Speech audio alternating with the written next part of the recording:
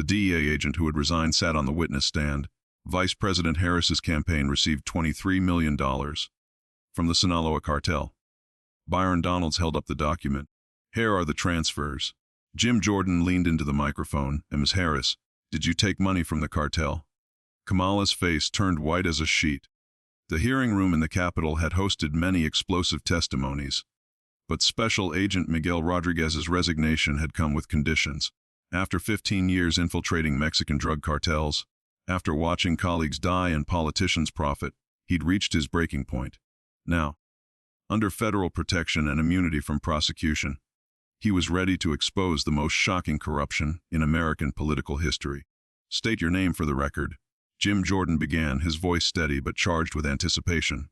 Miguel Angel Rodriguez, former Special Agent, Drug Enforcement Administration, badge number 3847, 15 years undercover in Mexican cartel operations. And why did you resign, Agent Rodriguez? Rodriguez looked directly at Kamala Harris, who sat at the defendant's table trying to project calm confidence. Because I discovered that the war on drugs was a lie. We weren't fighting the cartels. We were managing them. And the management went all the way to the top. Byron Donalds opened a thick folder. Agent Rodriguez, tell us about Operation Crossroads.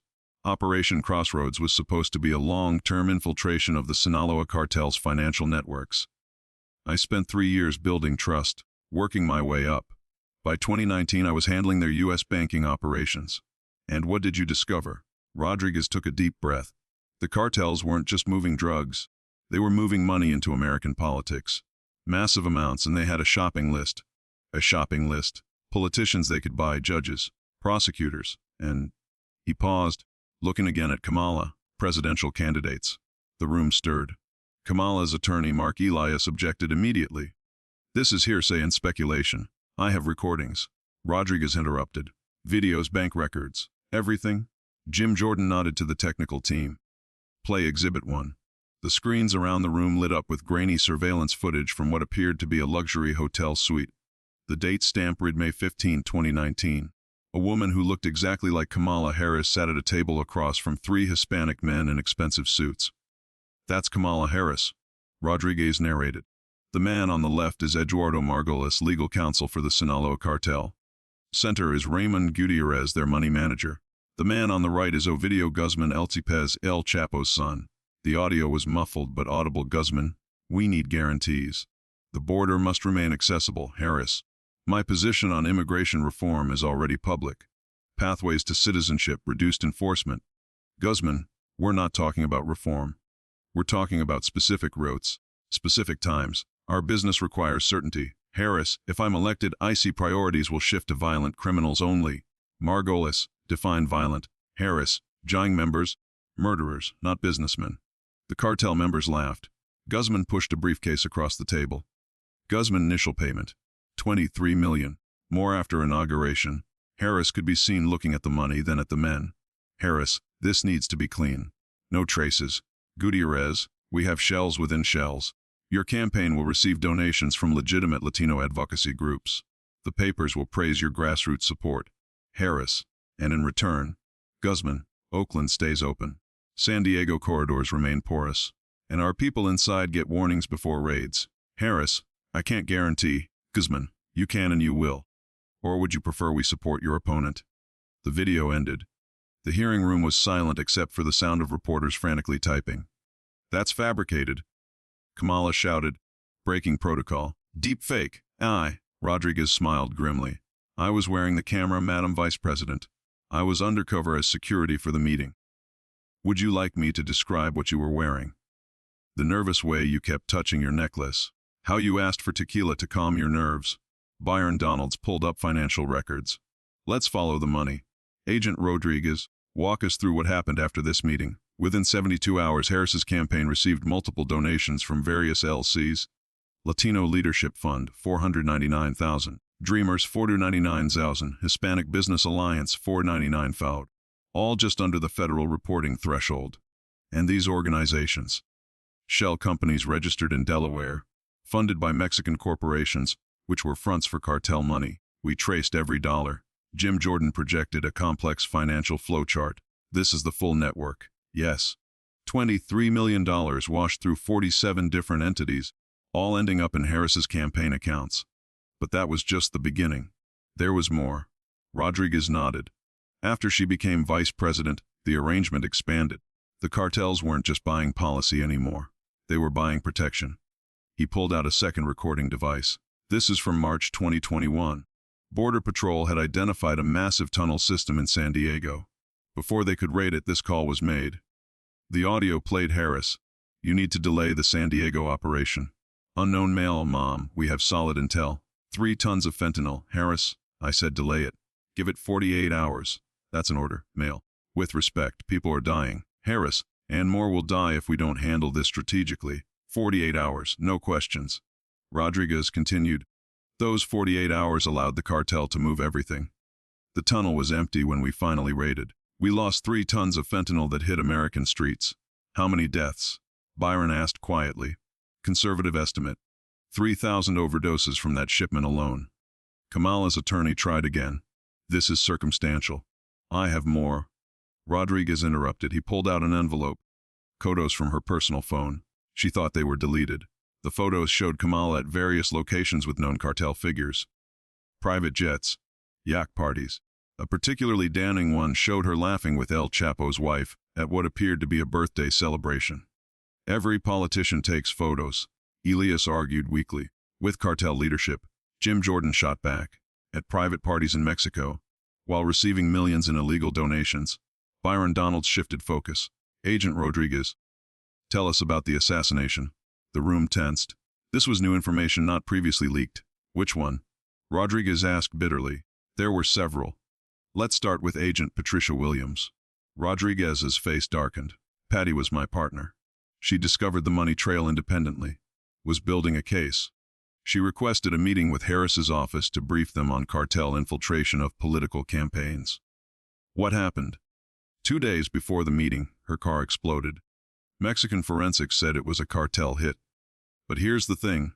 The cartel knew exactly where she'd be when she'd be there, and what car she'd be driving. That information came from inside our government. You're suggesting. I'm not suggesting anything. I have the phone records. A call from Harris's chief of staff to a number in Sinaloa. 30 minutes later, Patty was dead. Kamala shot to her feet. How dare you? I would never. Sit down, Jim Jordan commanded.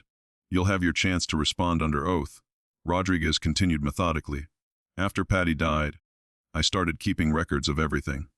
Every meeting, every call, every suspicious death. Do you know how many DEA agents died during Harris's vice presidency?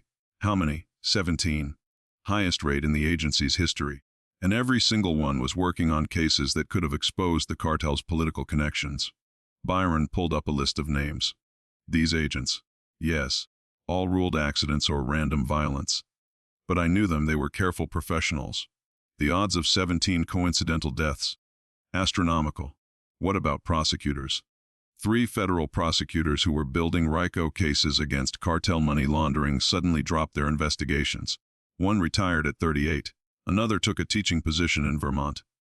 The third, well, he's in witness protection now, after his daughter received a package with her school schedule and a bullet. The evidence mounted relentlessly. Bank records showing regular deposits to Harris family members.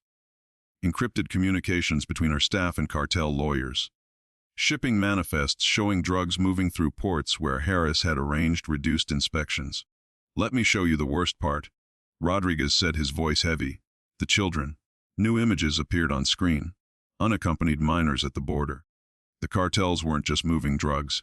They were trafficking children. And Harris's border policies made it easier. Wide open processing. Minimal verification. No follow-up on sponsors. How many children? We documented over 85 Zalos and unaccompanied minors who disappeared into the system during her tenure. Many ended up in forced labor, others in prostitution, some in worse. And she knew. Rodriguez played another recording. Harris's voice discussing border policy with her staff. The child trafficking numbers are alarming. Harris. What can't be seen as separating families or turning away children? Staff. But the cartels are using kids as drug mules. Sex slaves. Harris, that's speculation. We stay the course. Humanitarian appearance is crucial. Staff, Mum, with respect, we have confirmed cases.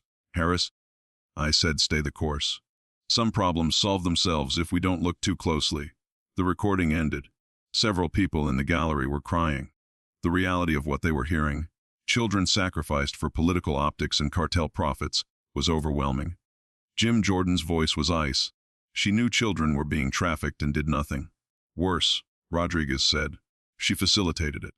Every policy that made border crossing easier for families also made it easier for traffickers. The cartels paid her to keep those policies in place. Byron Donalds pulled up more financial records. Let's talk about where the money went. Harris's net worth in 2019 was approximately $6 million. Today, our investigation shows assets of approximately $47 million, hidden through trusts, shells, and foreign investments. Her husband's law firm suddenly got massive contracts from companies linked to cartel operations. Her stepdaughter's art career exploded with anonymous buyers paying millions for amateur work. Money laundering through art sales. Classic technique. Who can say what art is worth? A painting bought for 10,000 sold for $2 million. Clean money.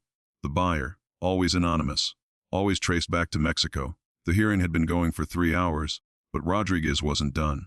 He pulled out a final folder, hands trembling slightly. This is the hardest part, he said. The overdose statistics. Charts appeared showing fentanyl deaths skyrocketing during Harris's tenure. Every policy that helped the cartels move product killed Americans. Approximately 200,000 overdose deaths can be directly linked to the fentanyl that moved through routes Harris protected. That's a stadium full of people. Dead. For money. Agent Rodriguez. Jim Jordan asked quietly, "Why didn't you come forward sooner?" Rodriguez's eyes filled with tears. "Because they had my family, my daughter. They sent me photos of her at school. Message was clear, stay quiet or she dies. It wasn't until we got her into protection that I could speak." "Who threatened your family?" "Cartel members. But they knew things only government insiders could know. Her school schedule, her safe house location, her protection detail routes. Someone inside was feeding them information." Byron Donalds turned to Kamala. "Ms. Harris, would you like to respond to any of this under oath?" Mark Elias whispered urgently in her ear. After a long moment, Kamala spoke. "I invoke my Fifth Amendment rights against self-incrimination." Jim Jordan's voice dripped contempt. "I think that says everything." But Rodriguez had one more bombshell. "There's something else. The timing of all this. The cartels didn't randomly choose Harris. They groomed her for years. Since her time as California Attorney General." "Explain." "Look at her record as AG. Prosecuted minor drug offenders aggressively, filled prisons with users. But major cartel cases always fell apart. Witnesses disappeared, evidence got lost, prosecutors got reassigned. She was cleaning out the competition while protecting the big players. For how long? Our investigation suggests at least 15 years. The cartels played a long game.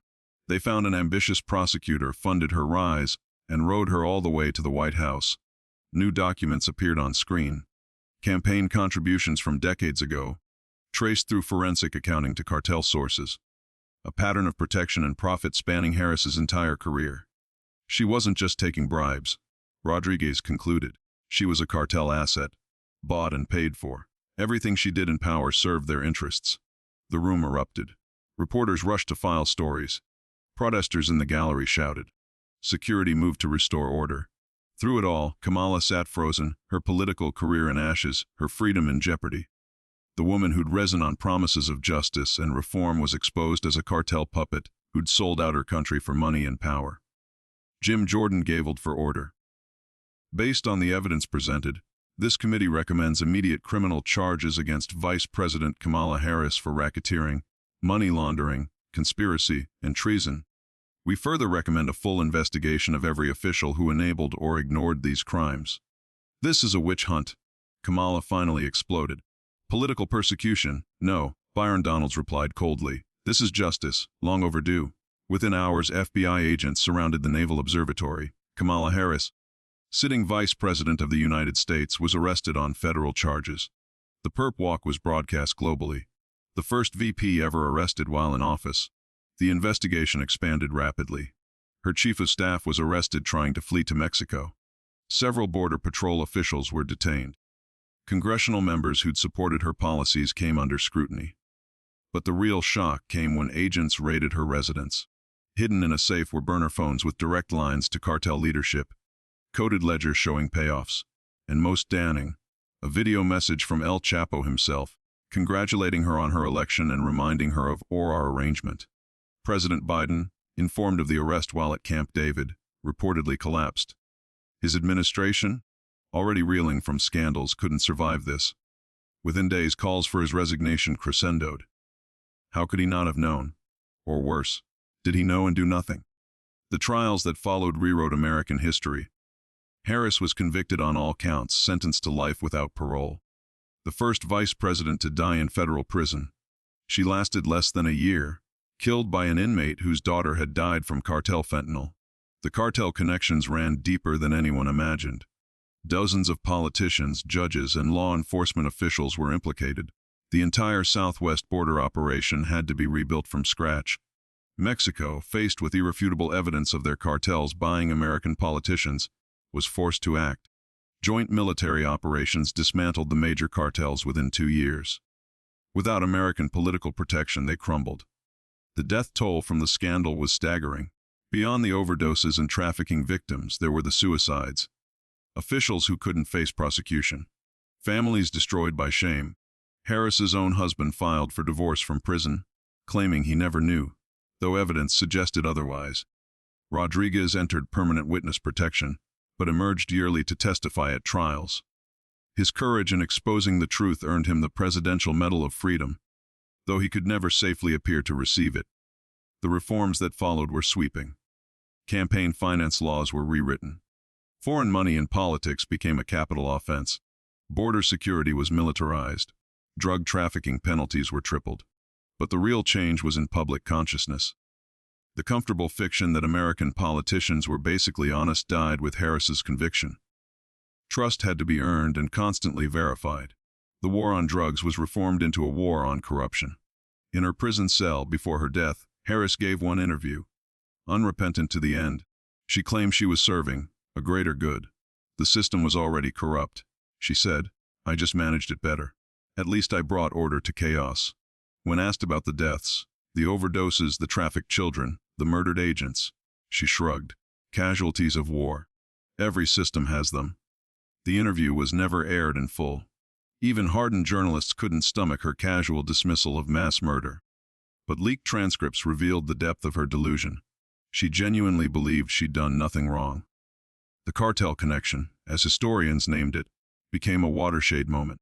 America learned that its greatest threats came not from foreign armies, but from domestic traders willing to sell out their country for power and profit. Schools taught the scandal as a cautionary tale, how democracy could be purchased, how noble rhetoric could mask monstrous crimes, how the war on drugs became a business partnership with the enemy. Rodriguez's testimony was published in full, required reading in law enforcement academies. Every agent learned the signs, the mysterious wealth, the blocked investigations, the convenient deaths. Never again would cartels buy their way into American power. The human cost was calculated by a special commission: 200,000 overdose deaths, 85,000 missing children, 17 murdered agents, billions in economic damage, all for one woman's ambition and greed.